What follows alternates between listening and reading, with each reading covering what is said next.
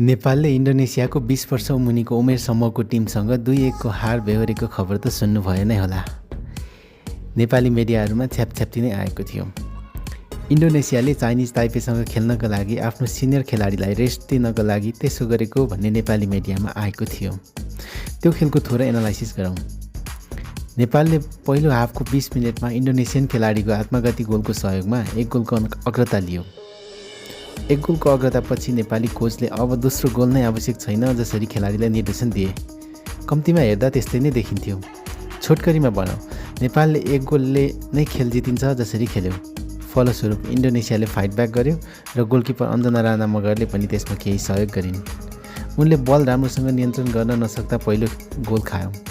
त्यसपछि त सुरु भयो नेपालको दुर्दशा र अन्त्यमा 2-1 ले खेल नै इन्डोनेसियालाई सुम्पियो नेपालले। नेपाली महिला फुटबल टोली फिफा विश्व वरियतामा 89औं स्थानमा छ। यो इतिहासकै सबैभन्दा उच्च वरियता हो। इन्डोनेसिया 106औं स्थानमा छ। त्यसैगरी चाइनिज ताइपे 42औं स्थानमा छ।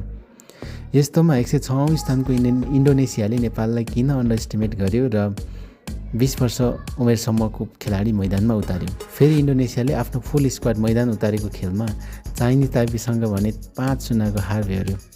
यसले पनि देखाउँछ चाइनिज ताइपे कति बलियो छ भनेर। नेपाल, इन्डोनेसिया र चाइनिज ताइपे 3 टिम सम्मिलित त्रिदेशीय फुटबल प्रतियोगिता इन्डोनेसियामा सञ्चालन भइरहेको छ। नेपालले आज आफ्नो दोस्रो तथा अन्तिम खेलमा चाइनिज ताइपेसँग नेपाली समयअनुसार साँझ 6:15 मा इन्डोनेसियाको मागुवोहार्जो स्टेडियममा खेल्दैछ। आज हामी यही खेलको प्रत्यक्ष प्रसारण, दुवै टिमको बलियो पक्ष र कमजोर पक्षको बारे कुरा गर्नेछौँ। नेपालबाट स्टार सावित्रा भण्डारी साम्बा अनुपस्थित रहनेछिन्। उनी आफ्नो इन्जुरीका कारण आफ्नो अस्ट्रेलियन क्लब वेलिङ्टन फोनिक्समै हुनेछिन्। विङ्गर सविता राणा मगर पनि पूर्ण रूपमा फिट छैनन् भने सेन्टर ब्याक गीता राणा मगर पनि सर्जरीका कारण टिममा हुने छैनन्। चाइनिज ताइपे टेक्निकल हिसाबमा बलियो छन्। उनीहरूको पेस र खेल्ने शैली फास्ट छ।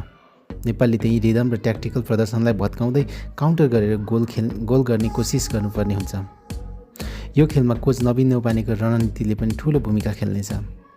इन्डोनेसियासँग पहिलो हाफमा 1-0 को अग्रतालाई नै जित माने जस्तो मानसिकताले खेल्ने हो भने नेपालले यो खेलमा पनि गाह्रो पर्ने देखिन्छ। चाइनिज ताइपे र टप टिमसँग चाहिँ हामी खेल्न गइरहेको छौँ।